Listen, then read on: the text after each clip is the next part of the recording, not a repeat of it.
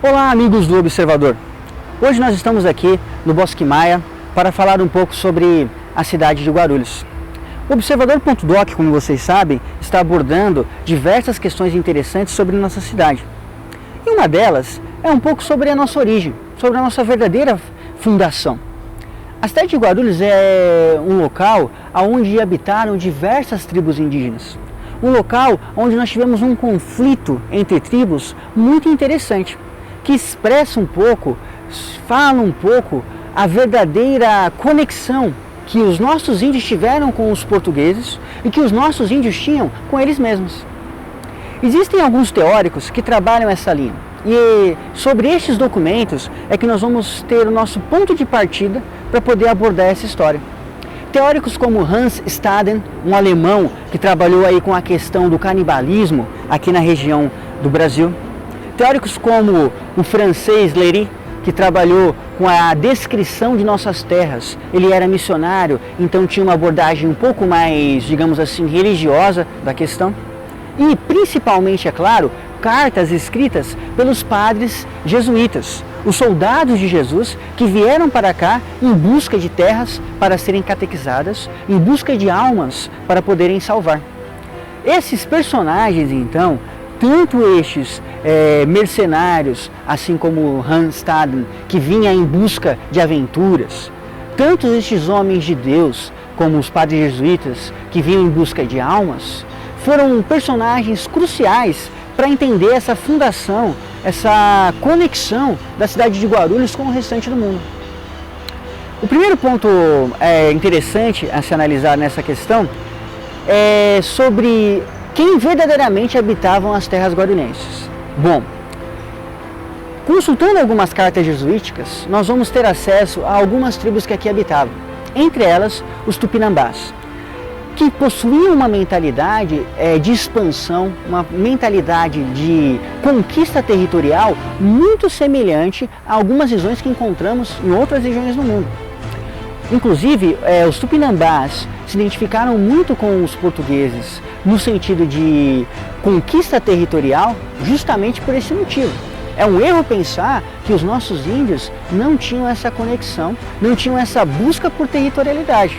É claro que índios, nós estamos trabalhando com um termo muito amplo, então nós temos que conseguir focar isso e dividir as nossas tribos indígenas e entender as suas particularidades. Não podemos entender que existia um único perfil de índio aqui no Brasil, muito menos um único perfil de índio na cidade de São Paulo e muito menos um único perfil de índio na cidade de Guarulhos.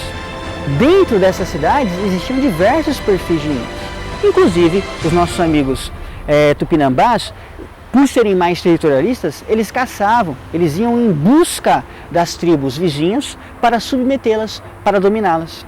Um exemplo disso é que existe uma palavra que os tupis usavam para designar, para chamar os povos que viviam nas regiões adjacentes, as tribos que viviam por ali, que era Guaiá.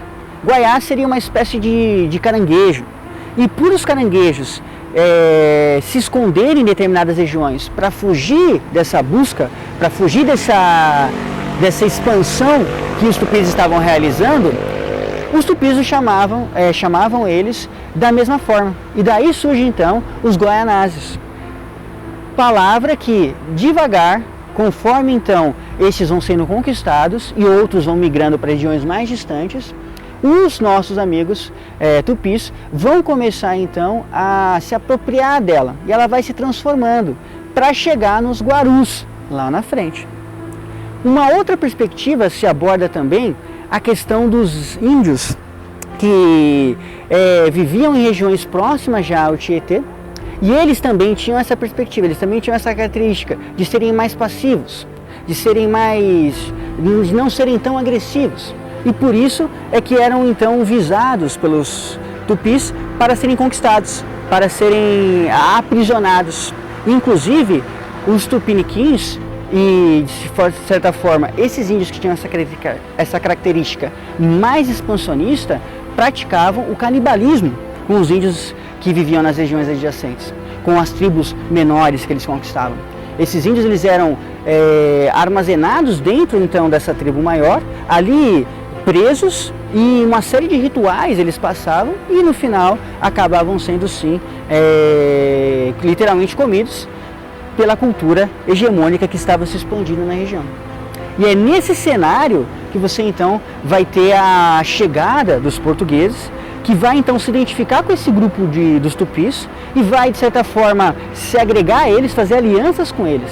Nós temos a presença de João Ramalho, junto com Martim Afonso, que vão ser os primeiros colonizadores que vão abordar essa região aqui de São Vicente, que vão conseguir, através de alianças e poligamias estratégicas, João Ramalho mesmo, que era conhecido como, de certa forma, excomungado em suas terras, lá em Portugal, ele fez alianças com filhas, com primas, com irmãs de chefes indígenas entre os tupis, para poder justamente, através dessas alianças, conquistar, né, poder então ter uma forte ligação com o povo tupi e poder proporcionar a conquista das terras brasileiras.